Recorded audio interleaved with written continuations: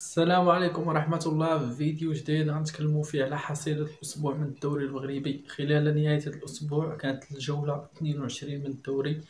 الجولة اللي كانوا فيها مجموعة من النتائج اللي خدمات مصالح البعض وما خدماتش، يعني مصالح بعض الفرق.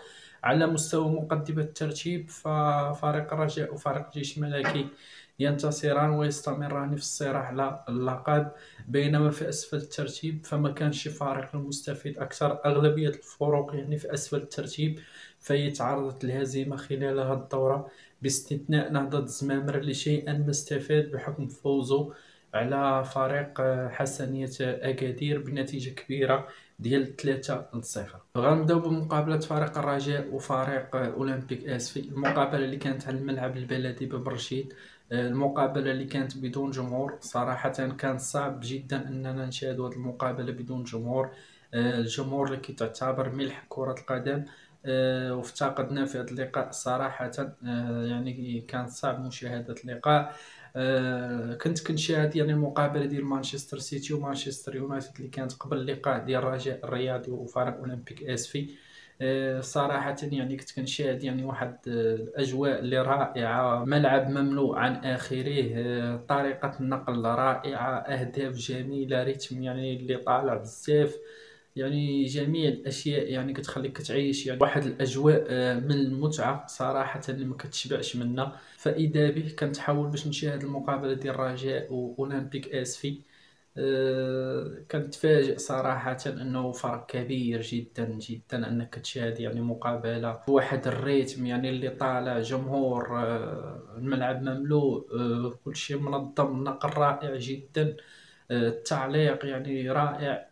فإذا بك تحول المقابلة كتلقى أولا بدون جمهور، هندسة الملعب يعني تثير كثير من الاستغراب، طريقة النقل متواضعة جدا، يعني كاميرات حتى هي قليلة، كرة كتشاهدها من اتجاه واحد، ما كتمتعش يعني باللقطة وبالإعادة.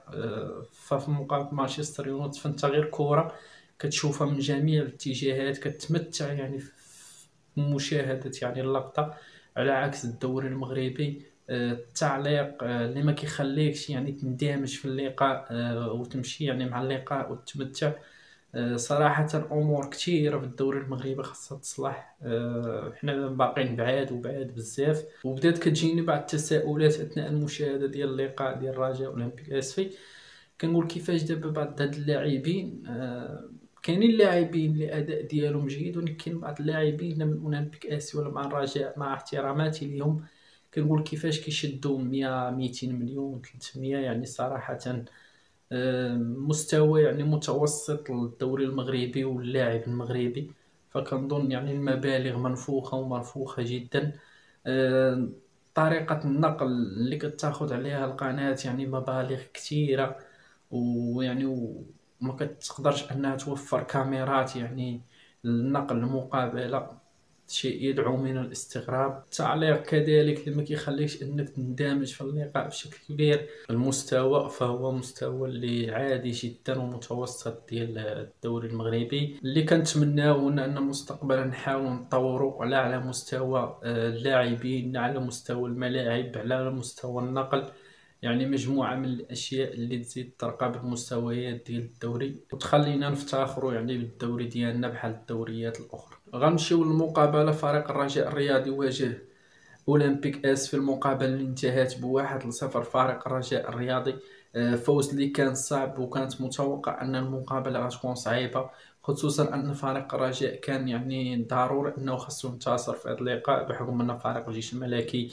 انتصر على اتحاد طنجة. فكان من الملزم على فريق الرجاء لو بغى يستمر في الصراع على اللقب أنه يفوز في هذا اللقاء، شيئا ما اللي خلى الضغط يكون على بعض اللاعبين وخلاهم أيضا ما يكونوش مركزين أمام المرمى. الهدف الواحد لفريق الرجاء الرياضي كان عن طريق رياض بن عيادة اللي كيلعب أول لقاء ليه مع فريق الرجاء الرياضي وأول مشاركة اللي كيتمكن أنه يسجل هدف، بداية اللي كيتمناها أي لاعب أنه في أول مقابلة ليه يسجل هدف. ولكن هذا ما كيعنيش أن اللاعب يعني غناخذوا عليه يعني واحد النظرة مسبقة بحكم أنه ما لعبش دقائق كثيرة، خصوصا أن اللاعب يفتقر التنافسي بشكل كبير.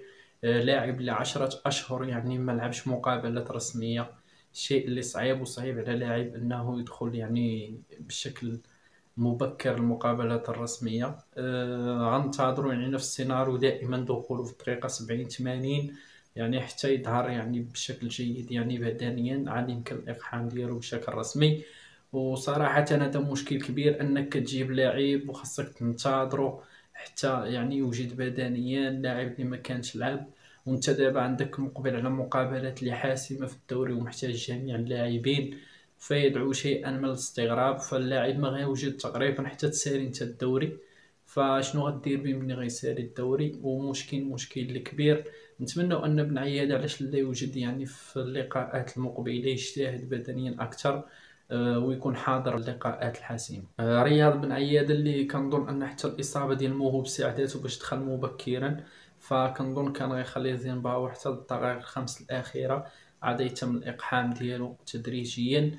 فكنظن ان موهوب في هذا اللقاء فهو ما قدمش اداء اللي جيد صراحه، اضاع الكثير من الكرات. موهوب صراحه من اللاعبين اللي خاصو يضيع 4 5 باش يسجل لك واحده. وفي هذه المقابلات المقبله ديال فريق الرجاء الرياضي ومقابلات اللي حاسمه، فالرجاء ما محتاجاش لاعب مثل موهوب صراحه، لانه كيدير الضغط حتى على اللاعبين الاخرين. كل ما كتبقى تضيع في الكره حتى اللاعبين الاخرين يعني كيتاثروا نفسيا.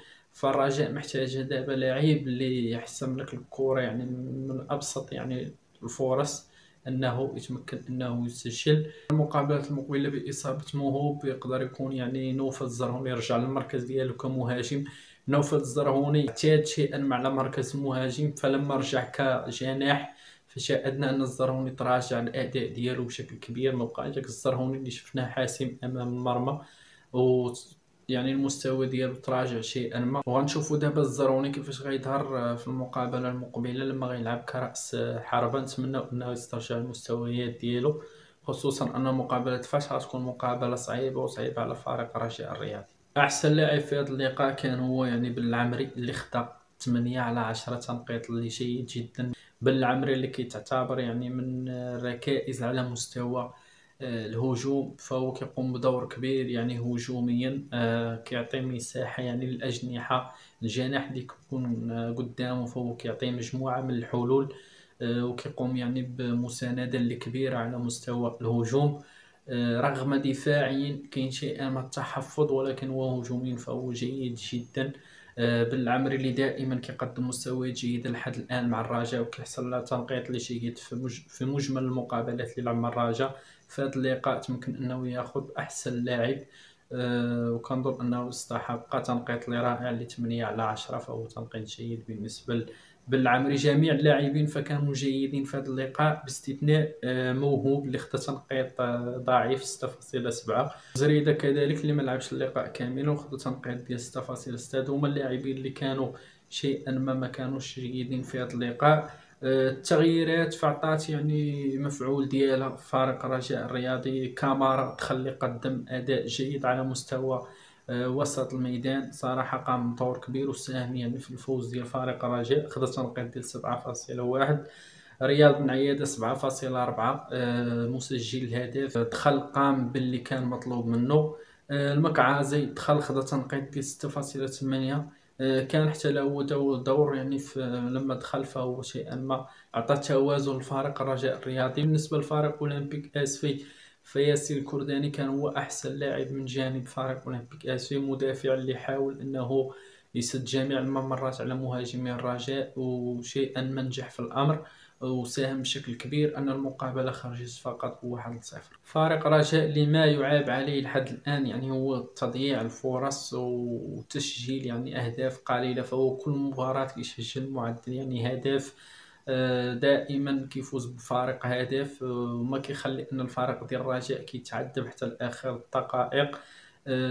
خارج الميدان فهناك يعني مشاكل كثيره. الفريق الرياضي داخل الميدان كيفوز بصعوبه، ولكن خارج الميدان فهو ما كيستطيعش يفوز. المقابلات المقبله خاصو يركز حتى على خارج الميدان، فلا فريق رجاء ركز على المقابلات يعني اللي غتكون خارج الميدان في المقابلات المتبقيه، واستطاع انه يفوز في البعض منها، فغيساعدو بشكل كبير يعني في مشوار البحث عن اللقب. داخل الميدان فهو كينتصر يعني غادي يعني بخطى جيده، ولكن المشكل الرجاء أحد الآن اللي خصو يعمل عليه بشكل كبير هو خارج الميدان، خصو ينتصر خارج الميدان إلا بغى يفوز بالبطولة. الرجاء من بعد الانتصار ديالو فولات عنده 48 نقطة في المركز الثاني بفارق نقطة على الجيش الملكي اللي عنده 49 نقطة مع لقاء مؤجل لفريق الجيش الملكي. أولمبيك آسفي اللي بقى في المركز الخامس من بعد الخسارة ديالو في 31 نقطة. أولمبيك آسفي على العموم فهو كيتعتبر موسم اللي جيد لفريق أولمبيك آسفي.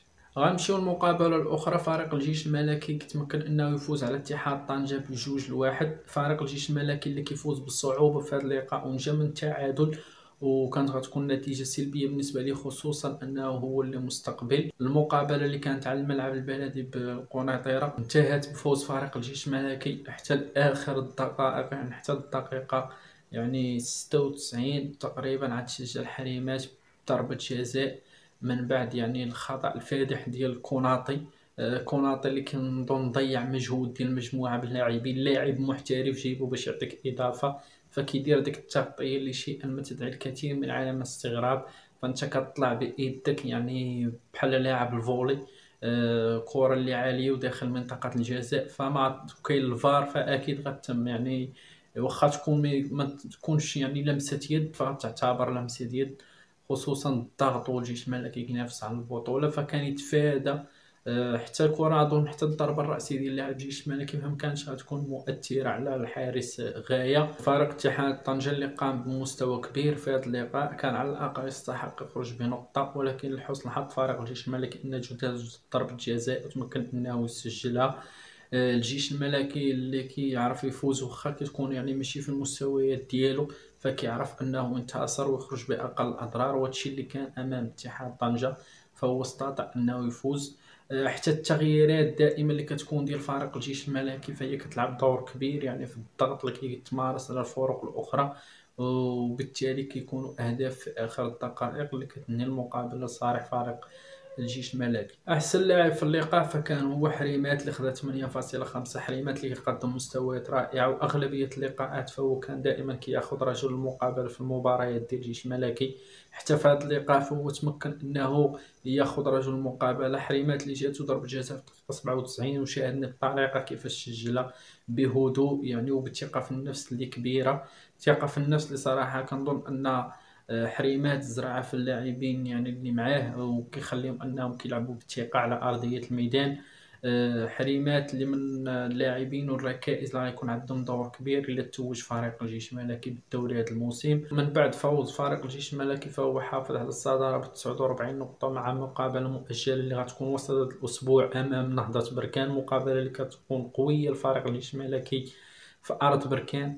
إلا تمكن فريق الجيش الملكي من الفوز على نهضة بركان فكنظن غيخطو خطوة يعني كبيرة للفوز باللقب. كنظن هاد المقابلة يعني غتكون يعني غتعطي الملامح شيئا ما واش غيستمر الصراع حتى لآخر دورة ولا فريق الجيش الملكي يعني يقدر يحسم البطولة قبل، خصوصا إذا تمكن أنه يفوز على بركان في بركان. فهذه من المقابلات اللي معول عليها فريق الرجاء الرياضي أن الجيش الملكي يتعثر فيها، ونتمنى ونشوفوا مقابلة اللي تكون رائعة ومستوى جيد بين فريق الجيش الملكي ونهضة بركان، خصوصا اللاعبين اللي كيتوفروا عند الفريقين. باقي المقابلات فشباب محمدية كيتعثر امام فتح الرباط بنتيجة 1-0. فتح الرباط اللي كيأكد المستويات الجيدة اللي كيقدمها رفقة جمال السلامي هذا الموسم، وكيستمر يعني في البحث يعني على مركز مؤهل المسابقات الافريقيه خصوصا كأس الكاف. المركز الثالث حاليا الفتح الرباطي فهو كيحتل المركز الثالث ب 38 نقطة بفارق 7 نقاط على أصحاب المركز الرابع اللي هو فريق الوداد الرياضي وفريق أولمبيك آسفي. فريق الوداد اللي مازال عنده يعني مقابلات ناقصة، فالفتح الرباط غيكون منافس قوي على المركز الثالث هذا الموسم. اتحاد توارقة كيفوز على يوسفية برشيد ب3-2، فوز اللي كان صعب لاتحاد توارقة من بعد ما كان منتصر بجوج الأهداف. يوسفية برشيد كيقوم بريمونتادا الكبيرة وكيرجع يعني في التعادل، ولكن ما حالفوش الحظ في انه يخرج بنتيجه ايجابيه فهو استقبل الهدف الثالث اللي لها الامان ديالو، وانتهت المقابله بخساره يوسفية برشيد. يوسفية برشيد اللي بدات كتصعب عليه المهمه فهو كيتمركز في المركز الاخير ب 14 نقطه، وبداو كيبتعدوا عليه الخصوم اللي منافسين يعني على البقاء. يوسفية برشيد اللي شيئا ما صعبت المهمة ديالو وعطى ملامح أنه غيكون أول الهابطين يعني القسم الثاني. نهضة زمامرة كيتفوق على حسنية أكادير بنتيجة كبيرة 3-0. نهضة زمامرة اللي كيقدم مستويات أيضا جيدة بحكم الإمكانيات اللي عنده. نهضة زمامرة اللي حاليا كيتواجد في المركز العاشر ب25 نقطة، وكان مستفيد كبير من هذه الجولة بحكم التعثر ديال باقي الفروق اللي توجد في أسفل الترتيب. فهو من بعد الفوز ديالو فهو أصبح في المركز العاشر ب25 نقطة، وكتعتبر يعني هو المستفيد الأكبر على مستوى أسفل الترتيب. المغرب التطواني كيتمكنوا أنهم يفوزوا على فريق شباب السوالم بنتيجة 2-1. تطوان اللي كتقدم حتى هي مستويات رائعة، مركز مريح شيئا ما، المركز السابع ب29 نقطة، مركز اللي كتعتبر جيد لفريق المغرب التطواني. ما بقاش ليه بزاف يعني من النقاط ويضمن البقاء ديالو رسميا. كنعرفوا ان الا بغيتي تبقى في القسم الاول رسميا فخاصك تجاوز يعني التنقيط ديال 34 نقطة تقريبا. الا وصلتي 36 نقطة 35 فكتكون يعني ضمنتي البقاء بشكل كبير. فريق المغرب التطواني اللي ما بقاش ليه يعني كثير على هذا التنقيط فهو عنده 29 نقطة، يحتاج فقط لفوزين فهو غيضمن البقاء ديالو. مقابلة الوداد ومولودية وجدة فهي أجلت. مقابلة نهضة بركان والمغرب فاسي أيضا أجلت بحكم المشاركة اللي كانت ديال الوداد وديال نهضة بركان في الكؤوس الإفريقية. من بعد النتائج ديال الجولة 22 فالترتيب كان على الشكل التالي: فريق الجيش الملكي بالصدارة ب49 نقطة، فريق الرجاء في المركز الثاني ب48 نقطة، فريق الفتح في المركز الثالث ب38 نقطة، فريق الوداد وفريق أولمبيك آسفي في المركز الرابع والخامس ب31 نقطة، فريق نهضة بركان في المركز السادس ب30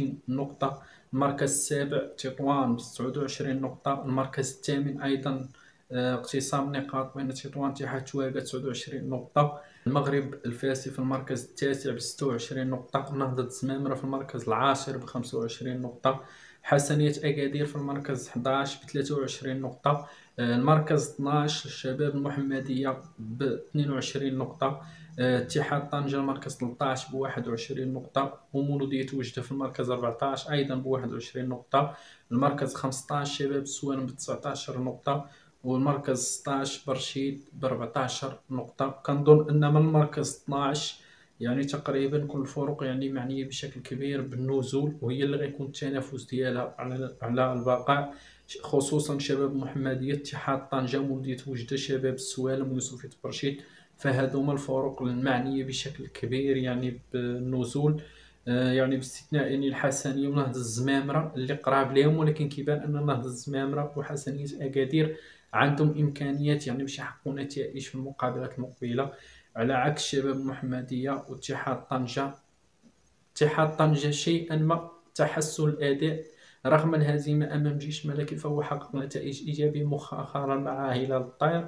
كيبان أن اتحاد طنجة يقدر حتى هو يعتق راسو، ولكن شباب محمدية ومولودية وجدة والسوالم وبرشيد فكنظن غيعانيو حتى لآخر دورة لحسم البقاء. هادشي اللي كان في هذه الجولة، نتمناو أننا نشاهدوا مقابلات مقبلة جيدة جدا ويرتفع الإيقاع.